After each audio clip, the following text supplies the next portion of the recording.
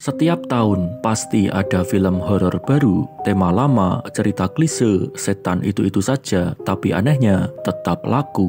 Tayang di bioskop, trending di platform streaming, dibahas di TikTok, dibedah di YouTube, bahkan kadang diklaim diangkat dari kisah nyata agar makin laris. Pertanyaannya bukan sekedar kenapa laku, tapi kenapa masyarakat yang katanya makin logis, makin melek sains justru masih betah duduk di ruang gelap menonton cerita tentang hantu, dukun, dan kutukan.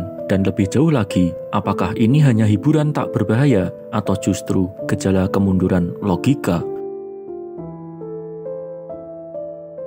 Pertama-tama mari kita bongkar kebutuhan dasarnya. Manusia itu makhluk yang rentan terhadap rasa takut. Tapi anehnya, rasa takut juga bisa jadi candu. Mari kita sebut paradoks rasa aman. Kita suka merasa takut selama kita tahu kita aman. Nonton film horor memberi efek fisiologis nyata. Jantung berdetak lebih cepat, adrenalin naik, tapi semua terjadi dalam kondisi terkendali. Tidak ada resiko nyata. Ini memberi sensasi yang mirip roller coaster. Kita merasa sedang menghadapi bahaya, padahal cuma duduk diam. Artinya, ini bukan kegilaan, tapi respon biologis yang dimanipulasi demi hiburan. Tapi tentu, tidak semua genre bisa memanipulasi emosi sekuat itu. Komedi membuat kita tertawa, drama membuat kita sedih, tapi horor, ia memaksa kita merasakan ketakutan yang primal. Ini yang membuatnya spesial. Ketakutan adalah emosi tertua dalam sejarah evolusi manusia. Ia membantu kita bertahan hidup. Jadi, saat kita menonton horor, otak kita kembali ke mode purba, melacak bahaya, bersiap lari, atau melawan. Masalahnya, ini semua terjadi dalam ruang fiksi. Jadi, kita menikmati rasa takut itu tanpa konsekuensi. Inilah kenapa film horor selalu diminati. Karena bukan sekedar tontonan, tapi simulasi rasa takut yang aman dan terkendali.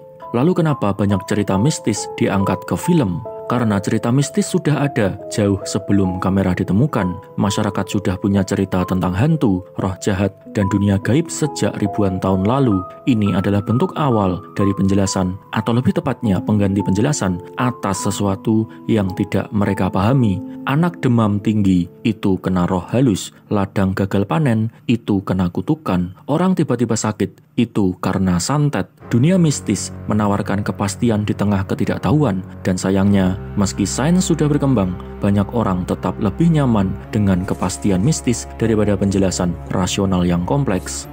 Industri film hanya memanfaatkan hal itu. Mereka tahu cerita mistis adalah bagian dari budaya kolektif. Cerita-cerita ini diwariskan, dipercaya, dan diam-diam ditakuti. Membuat film horor yang mengangkat mitos lokal bukan hanya menarik secara sinematik, tapi juga secara ekonomi. Ini adalah jualan rasa takut yang sangat efektif. Jadi, jangan heran kalau tiap tahun judul-judul film horor lokal tetap ramai meskipun premisnya nyaris tak berubah karena pasar tetap lapar dan rasa takut tak pernah basi. Tapi mari masuk ke inti yang lebih serius. Apakah ini berdampak buruk terhadap logika masyarakat? Jawabannya tentu saja bisa. Karena jika ditelan mentah-mentah, tontonan mistis memperkuat pola pikir irasional. Banyak orang tidak membedakan antara menikmati cerita dan mempercayainya. Jika sejak kecil sudah dicekoki cerita bahwa jangan main waktu maghrib nanti diculik hantu, lalu dewasa nonton film horor yang memperkuat narasi semacam itu, maka batas antara fiksi dan kepercayaan bisa kabur. Ini bukan sekedar soal hiburan, ini soal bagaimana kebiasaan mengonsumsi narasi irasional bisa mempengaruhi cara berpikir seseorang dalam kehidupan nyata. Logika bekerja dengan premis dan kesimpulan. Kalau seseorang sudah terbiasa menerima premis-premis absurd tanpa bukti seperti ada arwah penasaran gentayangan karena kematian tidak wajar, maka ia akan mudah percaya hal-hal lain yang tidak masuk akal. Pada akhirnya, orang bisa lebih percaya pada paranormal daripada psikiater, lebih yakin pada dukun daripada dokter. Ini bukan cuma salah arah, tapi mundur secara peradaban. Dengan catatan kecil, tentu tidak serta-merta seperti itu juga syarat dan ketentuan berlaku. Tapi ironisnya, ini sering dibungkus dengan dalih kearifan lokal atau warisan budaya, seolah mempercayai hal mistis itu bentuk dari menghormati leluhur. Padahal warisan budaya yang baik adalah yang bisa diuji, diperbaiki, dan disesuaikan dengan perkembangan zaman. Kalau semua yang diwariskan harus diterima tanpa kritis, maka kita juga harus kembali ke zaman di mana bumi dianggap datar dan penyakit disembuhkan dengan asap dupa.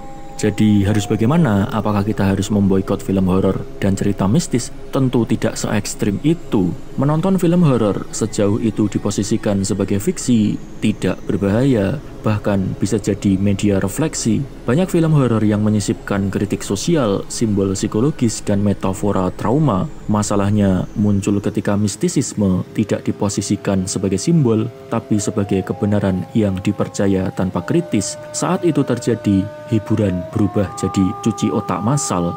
Maka solusinya bukan melarang, tapi mendidik. Edukasi publik bahwa cerita mistis adalah bagian dari ekspresi budaya dan hiburan, bukan sumber pengetahuan. Kesimpulannya jelas, masyarakat suka cerita mistis karena itu memuaskan rasa ingin tahu, memberikan sensasi aman dari ketakutan, dan membungkus ketidaktahuan dengan cerita yang mudah dicerna. Industri film memanfaatkannya karena terbukti laku. Tapi jika tidak disikapi dengan logika, ini bisa memperkuat cara berpikir irasional yang merusak. Maka hiburlah dirimu dengan horor, tapi jangan jadikan horor sebagai fondasi berpikir. Karena logika tidak takut pada hantu, tapi masyarakat tanpa logika adalah horor yang sebenarnya. Terima kasih.